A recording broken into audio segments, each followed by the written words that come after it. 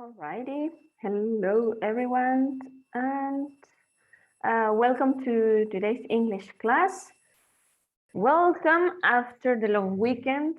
So I hope all of you had a great weekend and hopefully you could rest, you could be with your loved ones, and now you're ready to continue with this English course. We still have a month and a half or so to go, so please keep it up and we'll try to keep learning, of course. And today we are going to learn vocabulary about feelings and emotions. Okay, so be ready to talk about how you feel. We are going to keep on the same track because we were describing attitudes, and now we are going to describe feelings and emotions. This is my favorite topic in all languages, so I hope you enjoy it too. And we are going to do that through the book, of course. Alrighty, so let's continue. Good morning, Victor. Thank you for writing. And we are going to go straight to the book, all right? Let me share my screen. And, well, this is not where I want to be right now. And I'm moving on to the third unit of the book, and I'm hoping that you move on with me. We are going to start this new unit, so that doesn't mean that we have to forget about the previous vocabulary. Remember that we were learning sensory verbs, they are always important, and we were learning descriptions of attitudes. And now we are going to move on, as I said, on the same track, and we are going to keep talking about feelings and emotions. Entonces, estábamos en la unidad 2 y estábamos haciendo comparaciones, y luego estuvimos describiendo las actitudes. Las comparaciones las estábamos haciendo con los verbos de los sentidos. Y ahora nos vamos a mover a la tercera unidad para continuar en el mismo camino, pero ahora vamos a describir emociones. Vamos a describir cómo nos sentimos en ciertas ocasiones, en ciertas situaciones. Entonces vamos a seguir en el camino de las descripciones, pero ahora vamos a hablar de las emociones. Es por eso que nos vamos a mudar directamente a la unidad 3. So, Unit 3, how was your weekend? And especially tonight, because I would love to know how was your weekend. It was a very long one, and we'll be talking about that. So, the first thing that we need to do here is to have a look at the vocabulary. Let me show you the vocabulary. Right, we are going to learn something that is very important in English, and I hope that you are familiar with. I'm not sure, so today we'll be testing you also, because we have to know the differences between adjectives that end in ing and adjectives that end in ed. All right, all of these are adjectives. So they have the same function in the word. There's no problem with the function, but the problem is the meaning. They have different meaning. So let's have a look at the examples here. So we have it's exciting, and we have they're exciting it. So exciting and excited. Does anybody in this class know the difference between exciting and excited? If you know, please tell me, because I would like to share with you. So, do you know the difference between exciting and excited?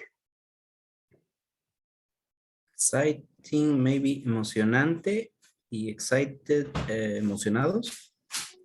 All right, it makes sense. All right, but what's the difference then?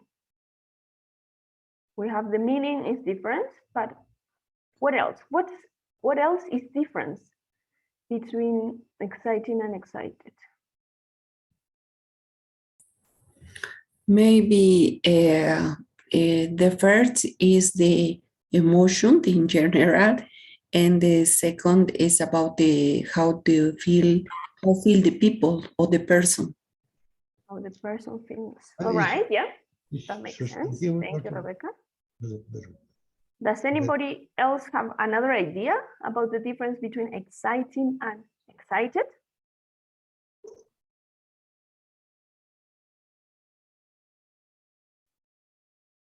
All righty. So Rebecca was right. So excited is about people. So people can be excited. All right. Exciting. And there's Exciting sustantivo. no, all No? of them are adjectives here. Adjetivo. Yes, they are adjective. Exciting and excited, both are adjectives. So the Okay. idea is that mostly people can feel excited. So it's an emotion, you feel it, it's your emotion. And something that is exciting is not an emotion, it's something that you feel in relation to something else, okay? We usually say, but this is not always true, so pay attention to this. We usually say that exciting is for situations and excited is for people. Again, not always true, but it could be so.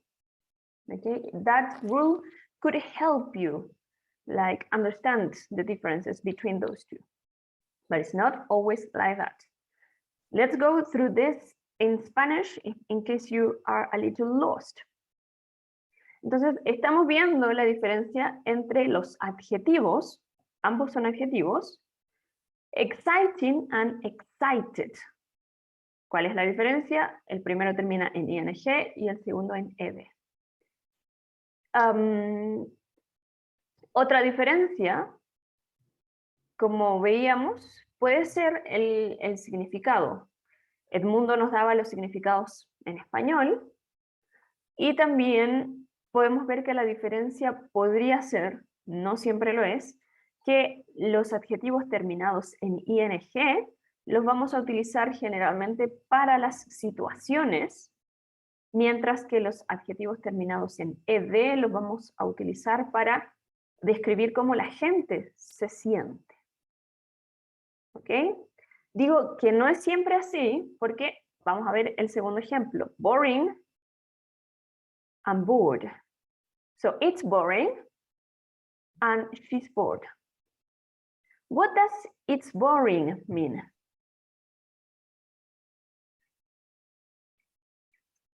Está aburrida. Not quite. It's boring.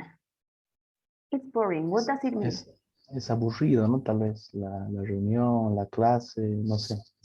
Yes. No sé. Sí. Espero que no estés hablando de esta clase. No. The Yeah. game, ¿no? The game is boring. game. La clase es aburrida, podría ser it's boring. Yes. A situation in general. Yeah. Thank you very much. Thank you very much, Mirko. So yeah, a situation is boring. Okay, the class is boring. The meeting is boring. The song also could be boring. This song is so boring. A person could be boring. ¿Puedo decir esto de una persona? He is boring. A veces se dice, eres aburrido. Ok. Sí. Entonces, ahí estaríamos rompiendo la primera regla que les dije. Por eso les dije, a veces, generalmente, vamos a utilizar los adjetivos que terminan en ing para hablar de las situaciones. Pero, en el caso de boring, también podemos utilizarlo para una persona. She's boring. Ella es aburrida.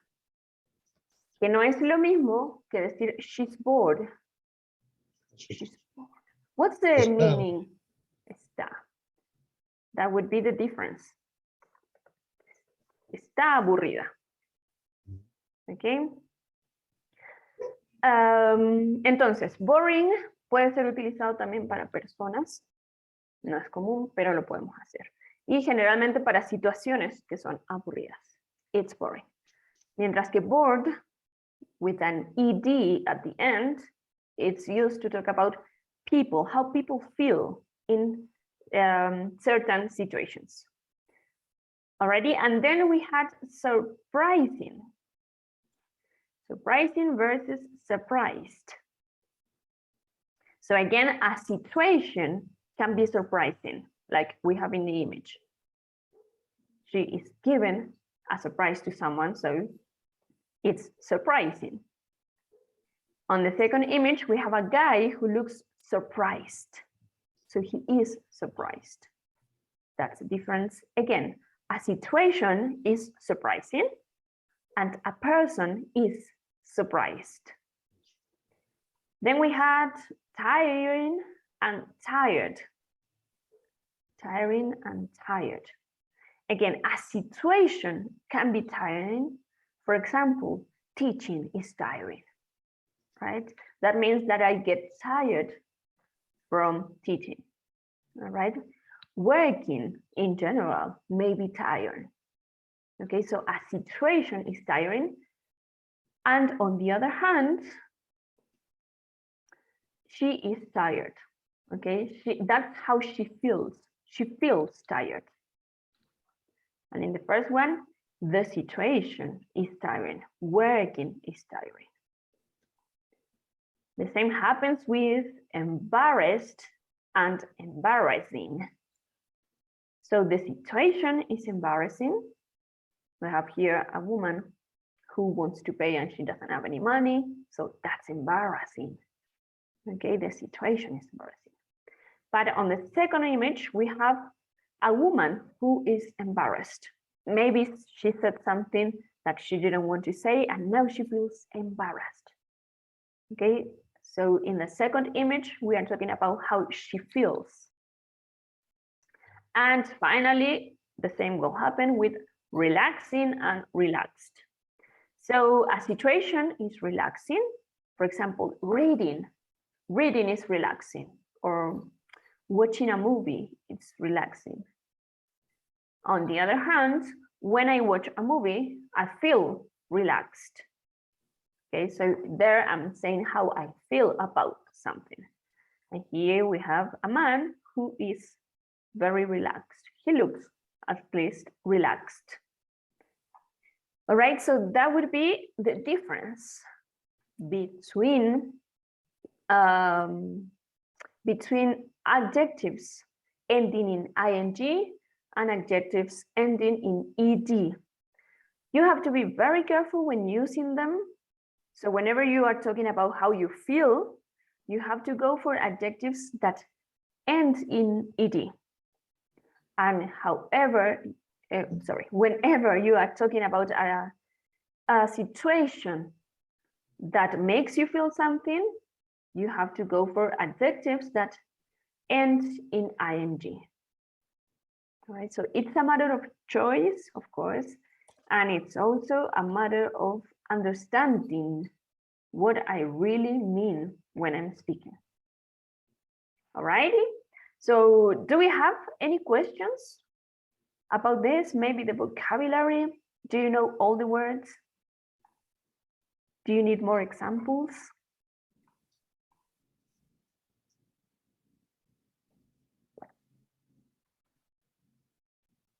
Alrighty, so you're ready. Yes? Mm-hmm. Para quedar como un poquito más clara, aquellos que terminan en ing se aplicarían en situaciones y las terminadas en ed en personas. Sí, podemos decir que la regla general es esta. Sin embargo, hay algunas excepciones como boring, que podemos decir que una persona es aburrida y en este caso vamos a decir she is boring, a diferencia de she is bored, está aburrida. Okay. Okay. Thank you. Yeah, no problem. Do we have any other questions or comments?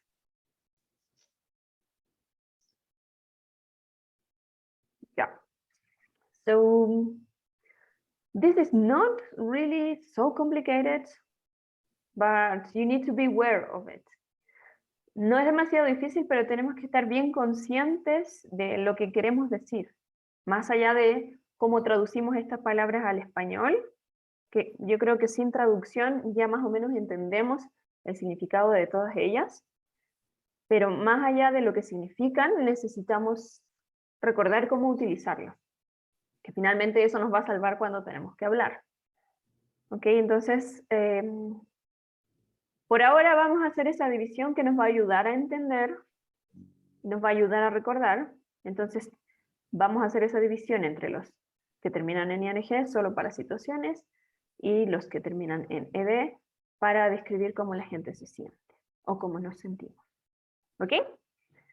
Now let's try. So here we have a small exercise that you can do then on your own, where you can classify them and try to understand them better in those that have positive meaning and negative meaning, or both.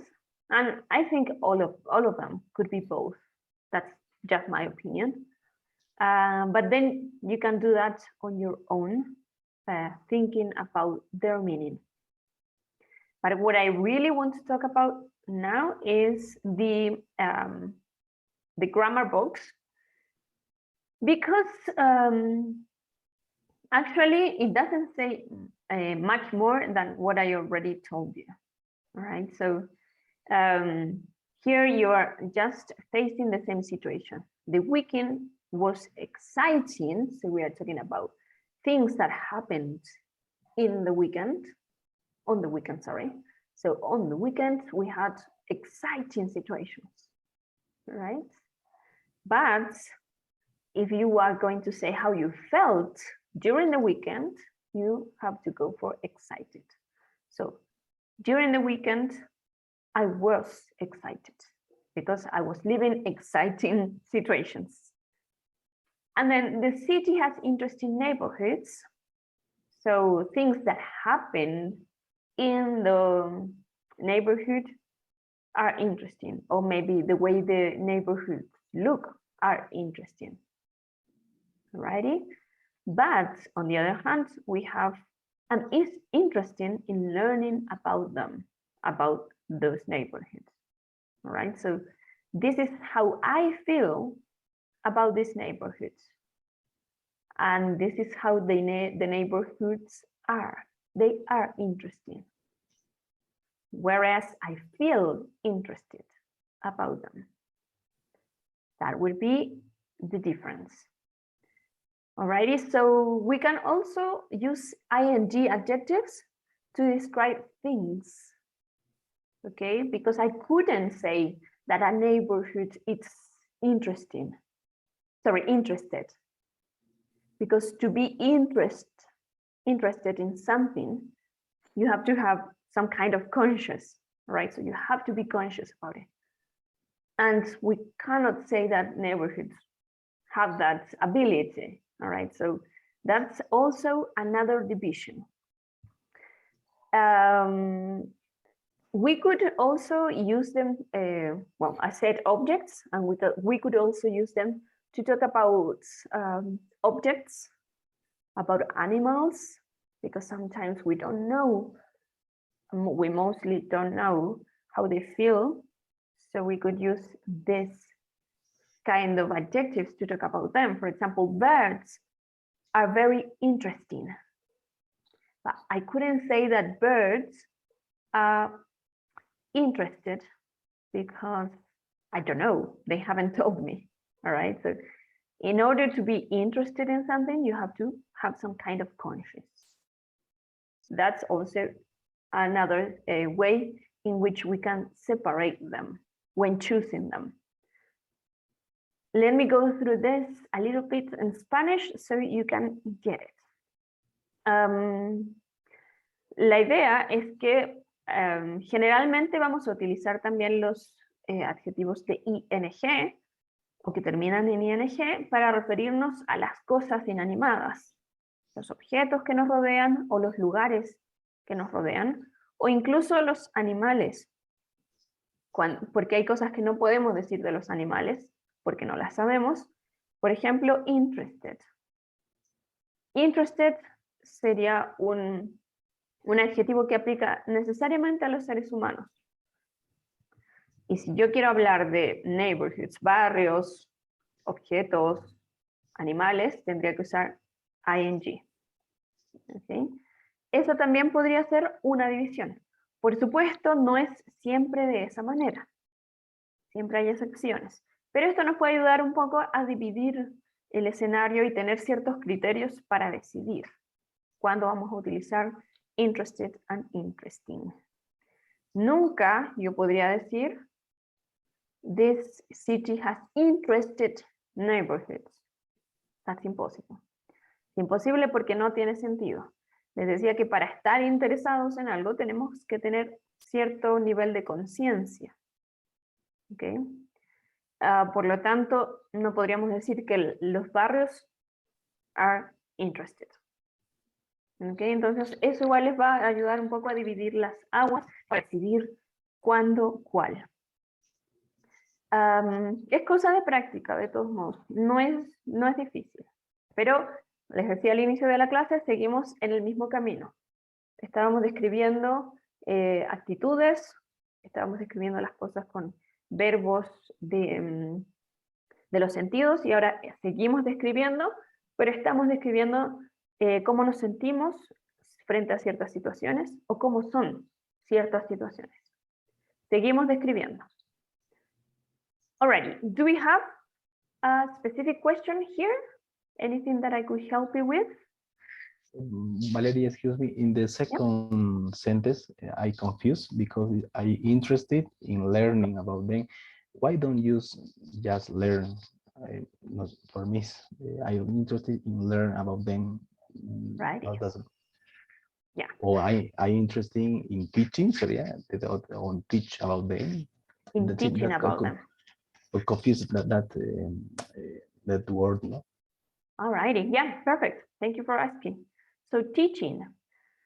In teaching, because maybe you are confused, Mirko, because in Spanish we would normally use the verb in, or the word, actually the word, in the infinitive. So in Spanish, I would say in learning and aprender. Estoy interesada en aprender. So maybe that's why you are confused. But in English, we use the ing form to talk about those things that in Spanish we use in the infinitive form. Okay, so for example, let me give you a related example. Learning is good for everybody. Learning is good for everybody. So, Mirko, can you translate that sentence into Spanish, please? Aprendiendo es bueno para todos. Yeah. Bueno, Yeah. There you go. Ahí está la confusión. Aprender es sí, bueno. Sí, es que el ING, sí, como ahí estaba confundiendo la traducción y por eso porque ya estaba en pasado, ¿no? Y me confundía. Yo estoy interesado y para mí me sonaba mejor learn directamente, no el ING, about them, ¿no? Y ahí me confundí un poco el learning porque usa, ¿no? En la sentencia, ¿no? Solo la forma que necesitamos en inglés para expresar este tipo de construcciones. Donde sea que en español necesitemos el infinitivo, en inglés vamos a necesitar el gerundio. Ok, gracias. Alrighty, yeah, no problem. Valeria, one question, please. We can use for describe or introduce to the people interested. For example, Nicolas is a very interested boy. We can say this. Not quite. No? No. So we can say Nico is a very interesting boy. Ah, Yeah. esa era mi duda, porque I am used for a people, for a human. Yeah. Mm. Yep. Es un muy buen ejemplo, Esteban. Por eso al inicio les decía, casi siempre va a ser de esta manera. Es solo para darles una luz. Pero no. En el caso que nos presenta Esteban, Nico is a very interested boy. No tiene mucho sentido. Es interesado. De hecho, ni siquiera suena bien, interested. So if I want to use interested, I would have to say Nico is very interested in astronomy. I don't know. Okay. Yeah. Yes. So you are interested in something, always. Always interested in something. But you can be an interesting person.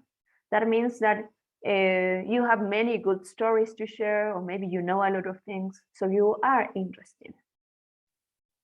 Okay, thank you. Yeah. Does it make Right. sense, or it's still confusing? No, it's for me, it's clear. Yeah. All right. Thank you, Esteban. So yeah, that's why sometimes you can use it up to talk about the situations. Generally, yes, but also you can use it to talk about people, like in the example that I gave you earlier about boring. So we can also use boring for people. Nico is a very boring person or boring boy. All right, so again, I'm talking about the way he is. That's a state, probably. It's more related to state. Entonces podemos utilizar ING o adjetivos de ING para referirnos a las personas cuando tenga que ver más con nuestro estado, nuestra forma de ser. Si yo digo que alguien es aburrido, es una característica más bien permanente sobre esa persona. Si yo digo que es interesante, igual, es una característica permanente. Entonces, cuando queremos hablar de características permanentes o de largo plazo, tenemos que hablar en ING. Pero si yo quiero hablar de, en el caso de bored, she's bored, es algo pasajero, she's bored, no va a estar aburrida por un largo periodo, esperemos. En cambio, puede ser aburrida por un largo periodo. Ahí va a estar la diferencia. Interested, si yo digo que alguien es interesante, también probablemente sea una característica de largo plazo. Mientras que si yo digo interested in, puede ser por un periodo de su vida, puede ser más corto, o a veces puede ser también en un periodo largo, pero no es una característica intrínseca de la persona. Interested in. Mientras que interesting sí es una característica intrínseca. Righty? Rodri, tell us. But I don't think that these different are for the to be form of the verb, like ser estar. For example, Nico is a very boring boy. Is talking about something that Nico is. And the other side, Nico es como está in a situation. No, not in a situation, in a state, for example. Yes, yeah. We can say that way, Rodri. The problem is that in English, we don't have the difference between ser or estar. So that's right. That's right. Yeah, yeah, but in Spanish, we can understand it like that. So yeah, very good.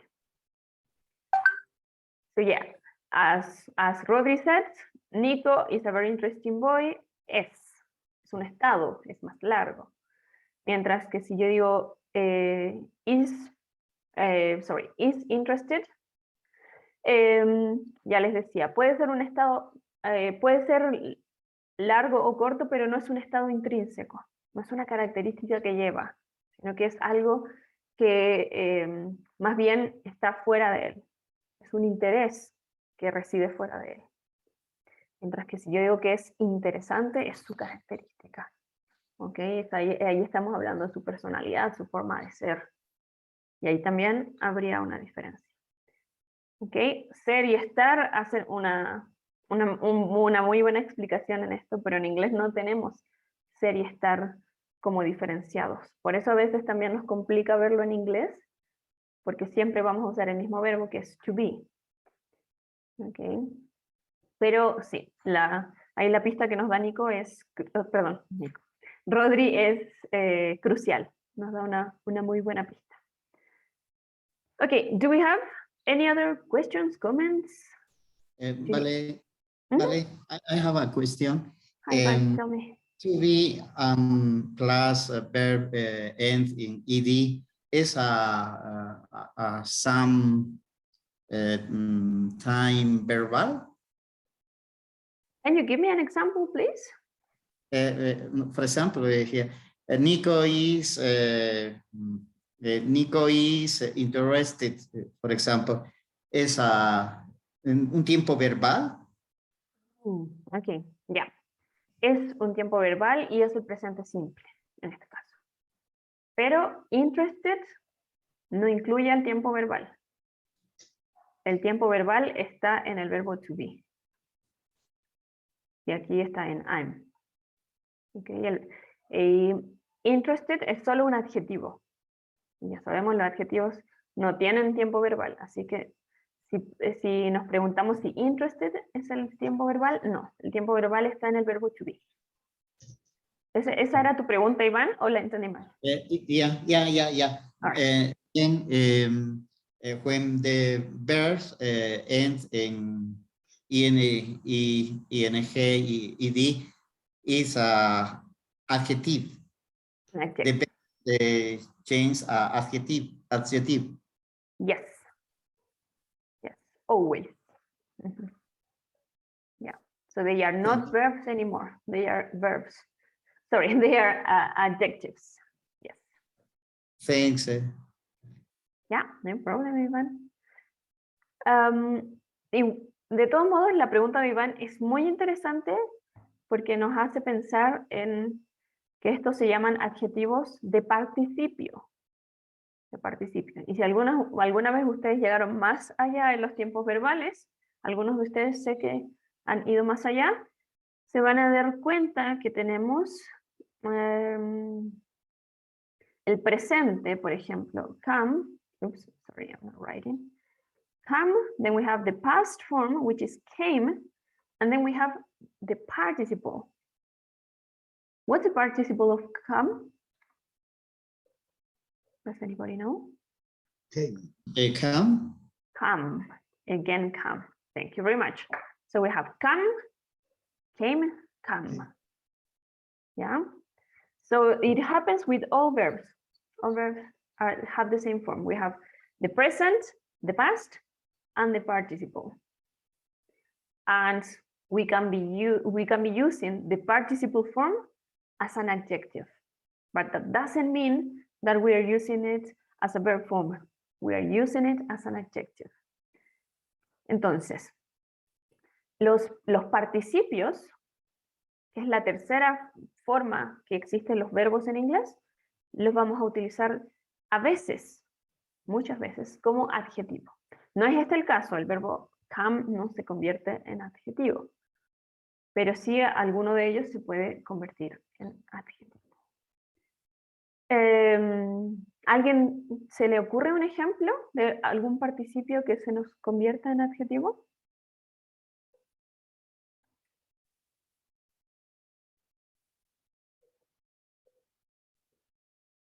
Lo tenemos justo ahí. Excited. Siempre excited va a ir acompañado del verbo to be. Entonces, ahí siempre vamos a hacer una pequeña trampa porque siempre va a estar acompañado del verbo to be. Esto nos va a dar luces también. Para utilizar este tipo de adjetivos, siempre necesitamos el verbo to be. Entonces el verbo to be nos va a dar el tiempo verbal del que nos estaba hablando Iván. Ahora, dijimos, estamos usando el presente simple además. ¿Eso quiere decir que solo en el presente simple hablamos de nuestras emociones? En todos los tiempos verbales. ¿Cómo puedo decir que yo el fin de semana estuve muy entusiasmada? So I was excited. I was excited. Okay. Ya. ¿Y qué indica aquí el presente o el pasado o lo que sea? El verbo. Again, verbo to be. The past So was I was excited. Wait. Last weekend, last weekend. but I am excited now. I am excited in this moment. All right. So yeah, we can talk about emotions all the time. And we can also use it with the with all the verb tenses that we can think of, but we cannot use it in the continuous form. Okay, so it would be very weird to say I was being excited. That's not possible. So don't use it in the continuous form, only in the simple forms. No lo vamos a usar en las formas continuas, solo en las simples. Presente simple, pasado simple, futuro simple. Okay. So yeah, that's it. Entonces, estos tienen formas participias, son el participio, pero no funcionan como verbos. Siempre funcionan como adjetivos. Y eso es lo que nos tiene que quedar ahí claro. El verbo siempre va a ser el verbo to be. Okay. Any other questions, comments? Or are we all right already?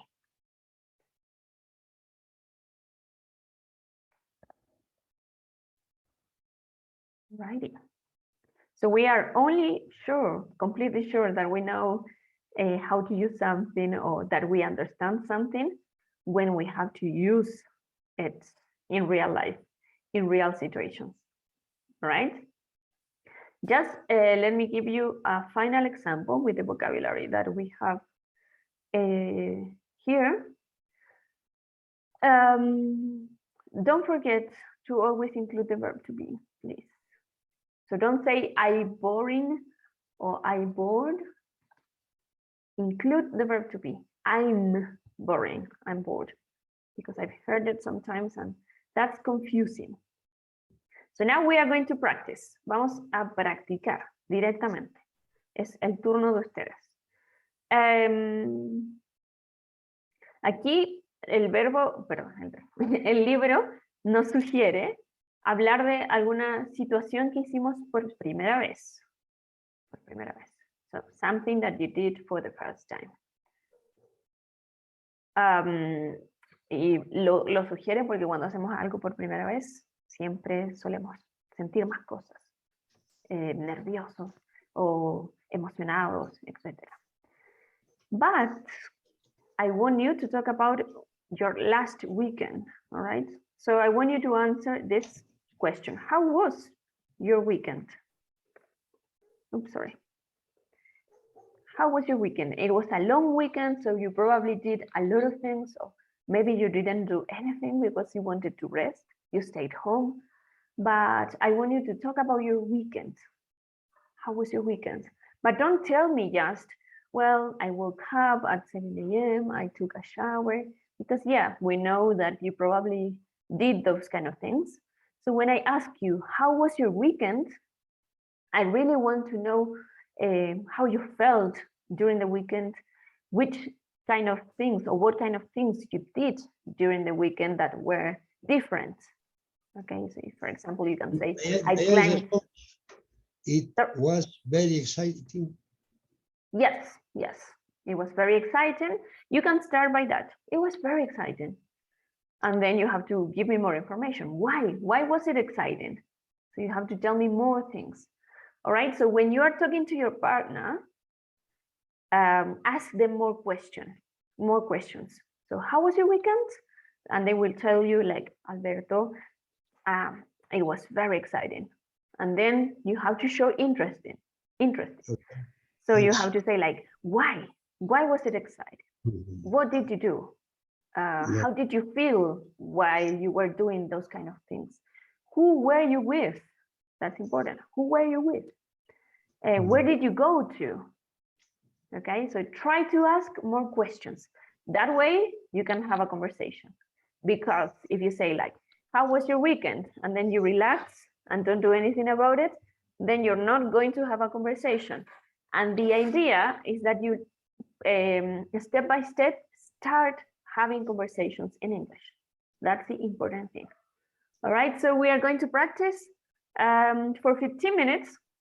So you have 15 minutes to talk, and that's a long time. So ask as many questions as you can. And if you don't want to talk about your weekend, you can create situations. You can say like, oh, I traveled to London. Nobody's gonna judge you. We know you didn't travel to London, but you can say it and you can describe what you did in London. So don't worry, it doesn't have to be true, but you have to be talking a lot, okay? So yeah, do we have questions about it? Is it clear? Is it confusing?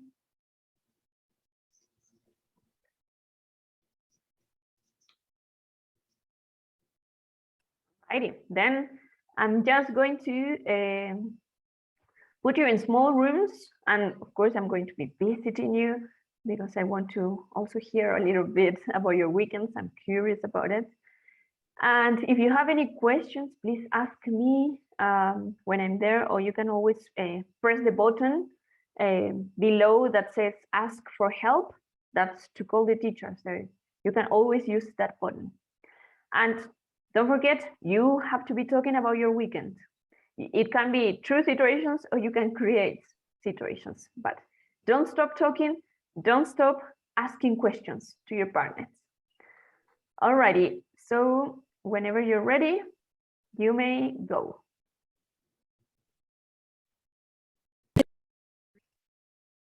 Okay, thank you very much. Remember that I was listening to you. Some people were speaking Spanish, and that's not the idea of getting together with a person. So yeah, I just as a recommendation, if you're not going to be fully present in the class, then don't be in the class, because that's not good for you. And it's also not good for your classmates, because we are here, and most of us are here because we like learning and we want to learn. So yeah, be responsible also with your classmates, please. And yeah, also I wanted to mention that sometimes I heard people saying, misusing the adjectives, but that's totally okay.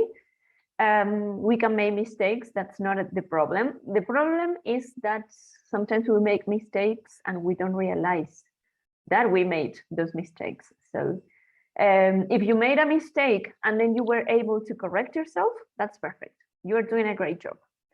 If you made a mistake and you didn't realize, then you have to work harder, okay? Then you have a problem. I have told you before that we have like stages. In the first stage, you learn something, but you're not able to think about it, to include it in your life. But the second stage is when you learn something and you still make mistakes, but you are very conscious of it. So whenever you make a mistake, you realize and then you correct it. And of course, if you are very good at something, you can get to at the stage where you make no mistakes. But I personally don't know anyone who doesn't make any mistakes. So don't worry too much if you're making mistakes, because that's okay. But it is only okay if you can correct your mistakes. Okay, so yeah, this is just vocabulary. It's not more complicated than having a few words. We are just learning new words, or maybe you already know these words and you are remembering these words. So it shouldn't be that complicated for you. The only thing is that you have to remember when to use ing adjectives or ed adjectives. then there was something else that I wanted to show you just today. We are not going to go through the second lesson of this unit yet, because it involves another verb tense, and some of you are still struggling with the past simple and the present simple. So I'm not going to introduce another verb tense right now in order to give you time to get more used to using the past simple. But maybe by the end of the month, we'll be ready for the present perfect, but not right now. All right, so we're just going to skip that, and we are going to go straight to the third lesson, which is also very related to the first one, because here we are still going to be using words to describe our feelings. All right, so that's the idea. We can feel calm, happy, angry, upset, curious, lonely, disappointed, or nervous. Again, I don't think these are new words for you. You may be already familiar with all these words. So I want to ask you, what's the difference between being angry and upset? What's the difference between those two? Angry versus upset.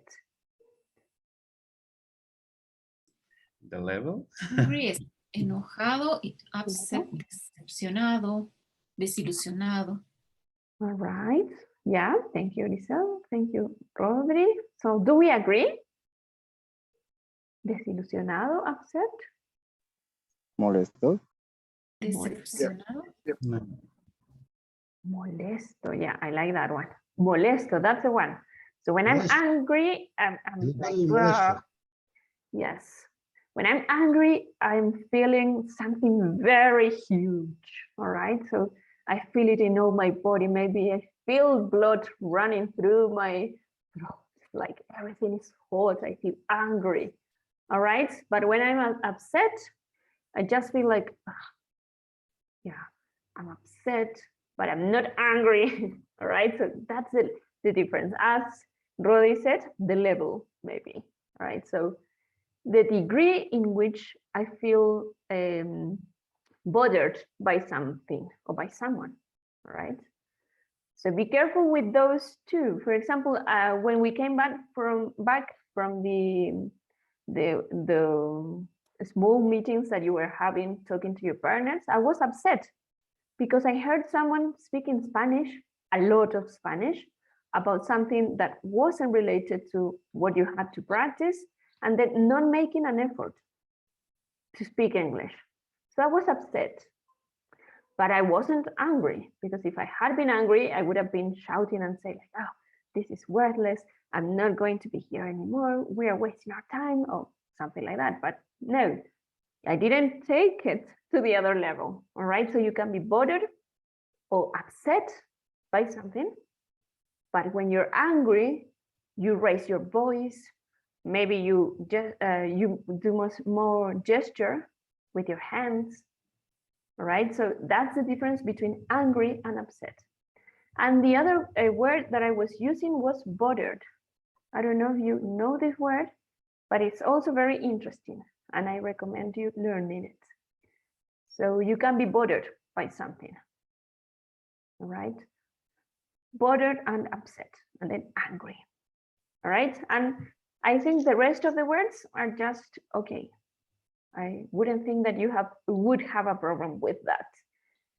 All right. So again, you can use adjectives to describe how you feel. The previous adjectives were also to describe how you feel or how a situation is, but this one is to describe exactly your feelings. Okay, so let's review again, more grammar here. We here are going to do something different.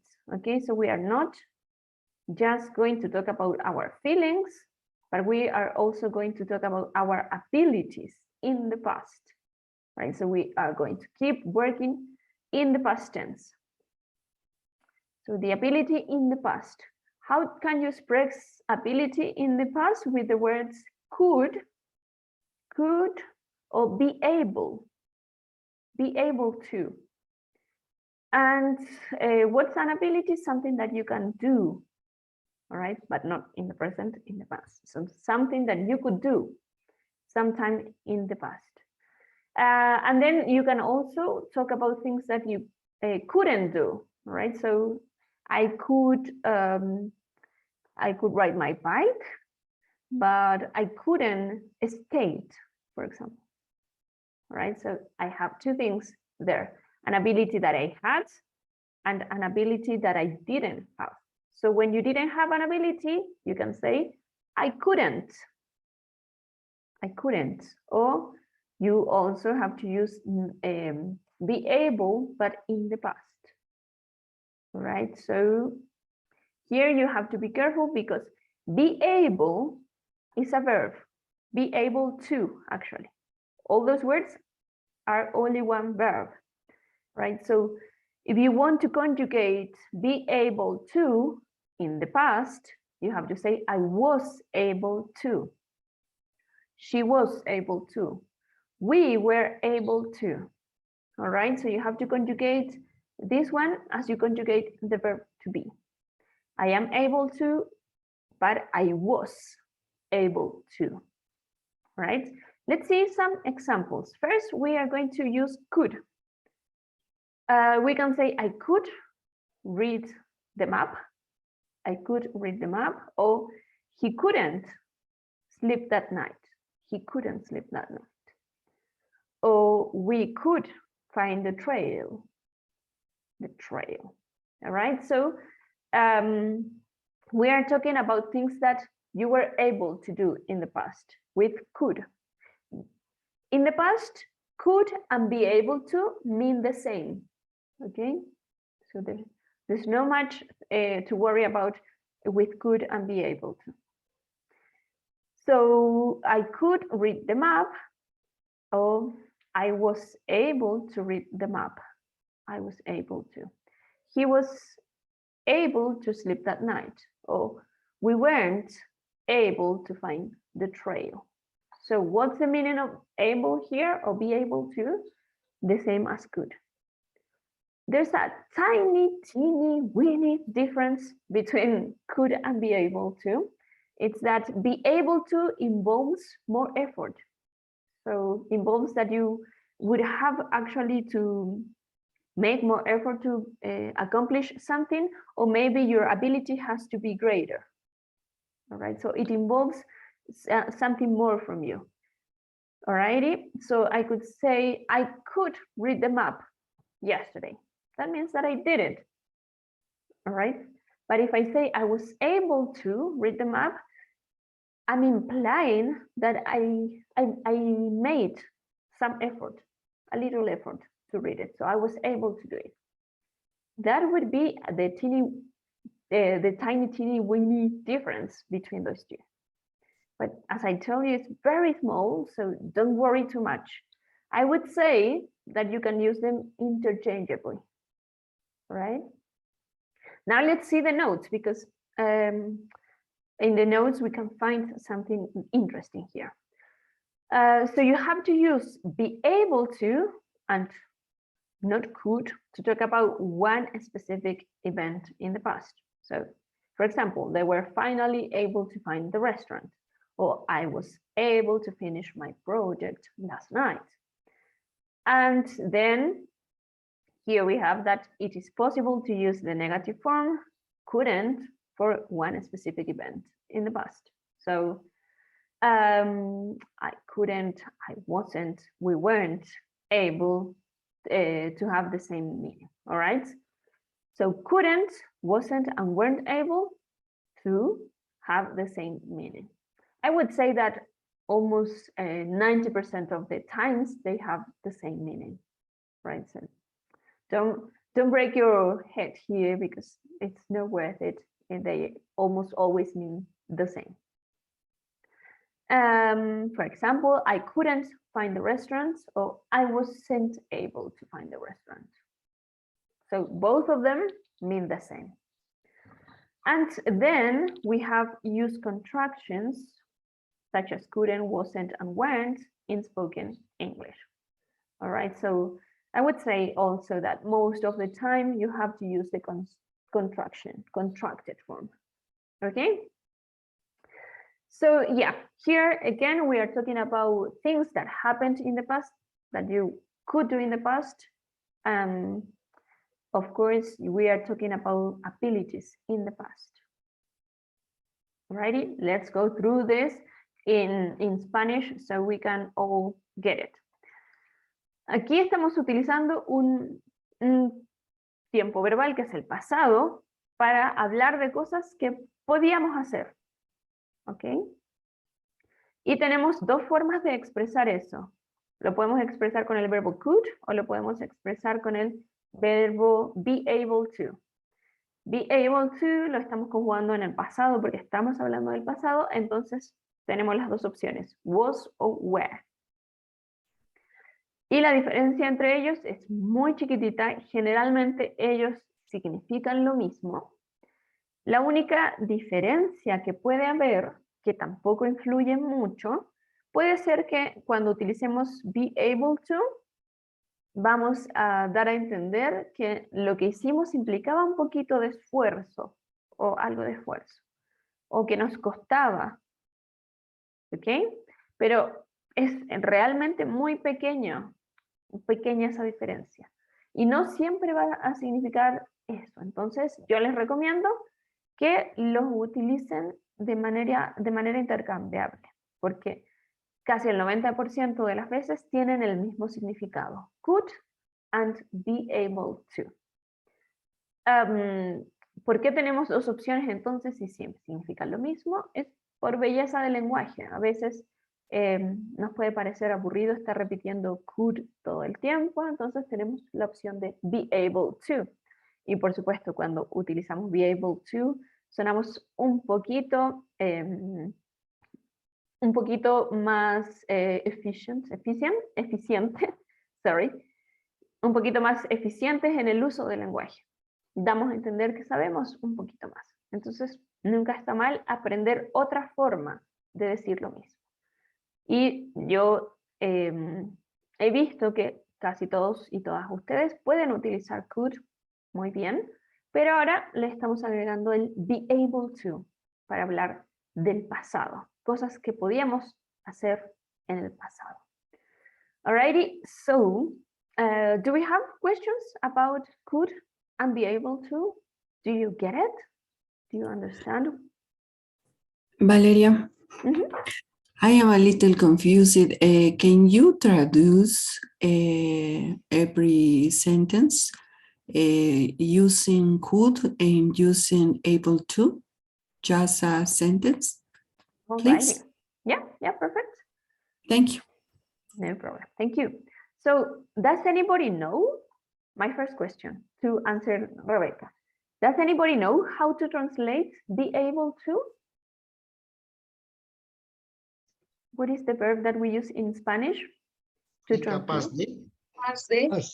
Capaz de. Yeah, capaz de. Okay. Yep, capaz de. Pero capaz de indica también un esfuerzo, ¿no? Porque si yo digo, pude terminar el informe, significa que lo hice. Pero si yo digo, fui capaz de terminar el informe, inmediatamente implico que hay cierto grado de esfuerzo que tal vez me costó, tal vez no tenía el tiempo. Entonces, ahí vamos a ver esa pequeña diferencia que les decía que puede haber entre los dos. ¿Okay? Pero generalmente van a significar lo mismo. Pude hacerlo. ¿Okay? Lo hice. So, I could read the map.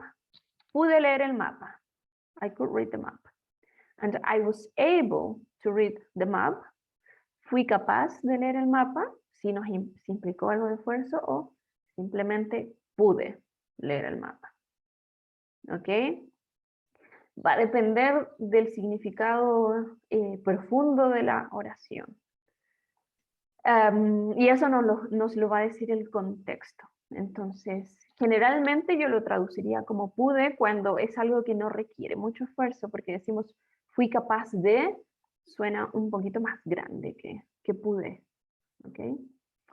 Pero ahí siempre vamos a tener que estar pensando en el contexto. Again, he could sleep that night. Él pudo dormir esa noche. He could sleep Pudo. that night. Simplemente pudo. And he was able to sleep that night. Fue capaz de dormir aquella noche. O esa noche. O simplemente pudo dormir esa noche. Lo único que va a cambiar es que si yo digo he was able to sleep that night, incluye que le requirió algo de esfuerzo. Tal vez estaba nervioso, tal vez había mucho ruido, pero le requirió algo de esfuerzo. He was able to. Fue capaz de, si gusta. And finally, we could, or we couldn't find the trail. No pudimos encontrar el camino. No pudimos encontrar el camino. We couldn't find the trail. And we were not able to find the trail. We weren't able to find the trail. No fuimos capaces de encontrar el camino. Y en este último ejemplo, a mí me gusta la traducción de no fuimos capaces, porque trail es un camino, pero no es cualquier camino, es un camino, por ejemplo, en una montaña o en un lugar alejado de la ciudad, tal vez en un bosque, un camino que no es el que transitamos habitualmente. Entonces, si es un camino de ese tipo, podemos decir que no fueron capaces de encontrar el camino porque incluye encontrar un camino en la montaña o en medio de una jungla, resulta difícil. Entonces ahí me gusta la traducción de no fuimos capaces o no fueron capaces. ¿Ok? Entonces siempre va a depender del nivel de dificultad que requiere la tarea que estábamos llevando a cabo. Si es muy difícil como encontrar un camino de bosque, de jungla, de montaña, podríamos entenderlo como ser capaz. Si no, yo siempre lo entendería como poder simplemente. Por eso les decía, casi el 90% de las veces van a significar lo mismo, son sinónimos. Pero queda esa posibilidad cuando la tarea es difícil que sea más necesario utilizar be able to porque eso implica un esfuerzo más grande para lograr una tarea. ¿Se entiende esto que acabamos de decir o está rarísimo? It's clear. Está claro. It's clear? All right, perfect. I like it when it's clear. All righty, so yeah, there we have the difference between could and be able to. What are we doing here? Just expressing things that we could do in the past. So with that in mind, I'm going to give you a small homework because I want you to practice. Let me go through to the next page. And yeah, I want you to do this for next class, okay, not for this class. And just the exercise A, sorry, we don't have E here. So I want you to think about something frightening, surprising, funny, etc. that happened to you. All right. If nothing funny, surprising, frightening has happened to you recently, you can make up a story. All right. Again, it doesn't have to be true, but the important thing here is that we practice. Okay. So I want you to think of something that happened to you. If nothing has happened to you recently, then make up a story. But I want you to think of that situation. And first thing that I want you to do with that is to describe how you were feeling. When that happened, of course. So describe how you were feeling. So for example, I went to the circus and it was a very funny situation, but I was feeling a little frightened because I'm scared of crowds and I'm also a little scared of clones. So I didn't know what was gonna happen then. So I was frightened, but at the same time I was excited because I wanted to see the show. And I was also a bit nervous because crowds make me nervous.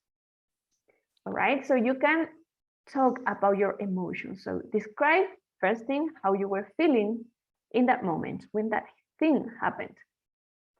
And the second thing that I want you to do is to think about what you could do and couldn't do about that situation. All right. So then again, you'll be describing your past abilities. Abilities is just a way of saying things that you could do or couldn't do. All right. So I was in the circus. I love circus, but I was nervous. I was frightened, as well as I was excited. But I couldn't do much about it because I had paid a lot of money to go there, so I couldn't run away. And I had to like stay calm and try to enjoy the show. So I couldn't do much about it. So mention all the things that you could do and all the things that you couldn't do. Again, you can use be able to or could. Both of them are correct. Both of them are possible. All right, so please write it down. I want you to have something written down. It doesn't have to be a presentation because we're not going to present this time. I'm going to tell you what to do with it next class, but have it written down in any piece of paper or maybe on your computer, on your phone, but think about it. And of course, try to make it interesting because yeah, when you're telling stories, you want people to feel what you're saying, not also just to listen to you. All right, so try with put a lot of effort also in trying to make it interesting and trying to make it look also understandable, all right, for everyone. So yeah, what are you going to use here? The vocabulary that we have already learned about feelings and emotions, and what we just had a look at, which is past abilities. All righty, so please have that ready for next class. It doesn't have to be story. Maybe a paragraph would be all right. So don't panic with the length of your document. Just a paragraph, a couple of paragraphs will do the job. Alrighty, so do we have questions about this?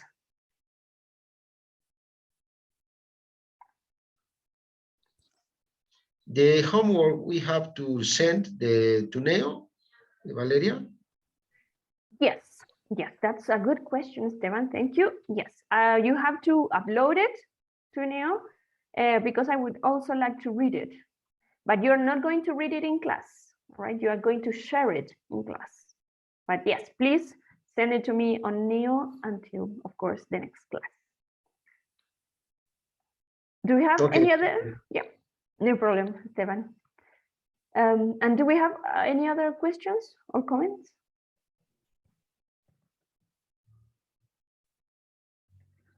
All right, again, don't worry too much. It doesn't have to be a long story. Even a paragraph would do, okay? Don't panic with this homework. And yeah, before we leave, I wanted to mention something else because I told you last Tuesday actually, that I would like you to start being pen pals with a classmate. What does it mean? That you have to start writing emails to your classmates. Not all of them, but some of them, of course. And you are going to have a partner in the class to write an email to. So I have a list here. I have already assigned you a partner with whom you have to exchange emails every Saturday, okay? And we are going to start this Saturday, so this week, I'm going to share this list with you. We have the name of the person you are going to work with, and you have their email. And this Saturday, I'm going to give you 15 minutes in the class to send the email, to write the email and send it to, for example, Fanny has to write to Carlos, and Carlos has to write to Fanny. And of course, you have to send me a copy of that email so I can also read it, and because I'm going to grade your emails. And we are going to start doing that every Saturday. Okay, that's a story, that's the activity called Pen Pals, right? What does it mean? Actually, pals means friends, and pen means pen. All right, so it means that you're going to have a friend to write to. Okay, Pen Pals. And this is speaking Spanish. I don't... Sorry? Valeria, please speak in Spanish. We must send mail to partners. Yes, yes. So that's the idea. And I have already given you this task 1. I'm going to share this document with you so you can start preparing the task, but you don't have to complete it until Saturday. Saturday is the day. Let's go again through this. Vamos, les dije que este era un proyecto de clase, les dije el martes pasado, se llama Pen Pals, que significa amigos que se escriben, pero no nos vamos a escribir a mano, sino nos vamos a escribir correos. Siempre, de aquí hasta el final del curso, van a escribirle a la misma persona que sale en esta lista. Esta lista la voy a enviar a WhatsApp, entonces ustedes buscan su nombre, y ya saben con quién van a tener que intercambiar emails de aquí hasta el final del curso o quizás más allá. La primera tarea ya se las había mencionado el martes pasado, solo se las voy a recordar. Ustedes tienen que preparar esto que tiene que ver con presentarse, decir cosas de ustedes, quiénes son, dónde viven, cómo se llaman, si tienen familiares, perros, gatos, etcétera. Todo lo que a ustedes les gusta compartir sobre ustedes mismos, mismas. Luego tienen que escribir un poquito de las habilidades que tienen, como habíamos leído en el texto de la semana pasada, y luego cómo se llevan con las personas. Yo lo divido en parágrafos, pero no tienen que ser, nuevamente les digo, no es el largo lo que nos interesa, puede ser algo de este tamaño, pero que esté bien escrito, a lo que le hayan puesto cariño. Lo vamos a hacer todos los sábados, en la clase del sábado, al inicio yo les voy a dar 15 minutos para que ustedes escriban y envíen su correo. Entonces no les vamos a estar robando tiempo de fuera de la clase, más que para pensar las cosas. Si les envío esto antes es para que ustedes se vayan preparando. El tema del sábado es presentación personal. ¿Qué tengo que decir sobre mí? Mi información personal, mis habilidades y cómo me llevo con la gente. Eso es lo que yo tengo que escribir en mi correo del sábado. Voy a compartirles, como les dije, este documento para que lo tengan, para que lo puedan descargar si quieren, pueden trabajar en este mismo documento y guardarlo en sus dispositivos, y también para recordar con quién tienen que trabajar durante este proyecto de clase. ¿Ok? Creo que ya me pasó el tiempo, estamos bien. Estamos en tiempo. Vamos a empezar entonces este proyecto de clase todos los sábados, insisto. Entonces siempre les voy a dar los martes el tema para que lo vayan pensando hasta el sábado y el sábado puedan escribir con tranquilidad los primeros 15 minutos de la clase. ¿Ok? Y la tarea que les di antes es para el jueves. Tienen que escribir un pequeño parágrafo, o si quieren un poquito más, sobre alguna situación que les haya sucedido, contarnos cómo se sintieron y eso. Si tienen alguna pregunta extra, como siempre se pueden quedar un poquito más conmigo, si no, ya se pueden retirar, y les agradezco mucho por seguir participando, por tener ganas, y nos encontramos el jueves. See you on Thursday.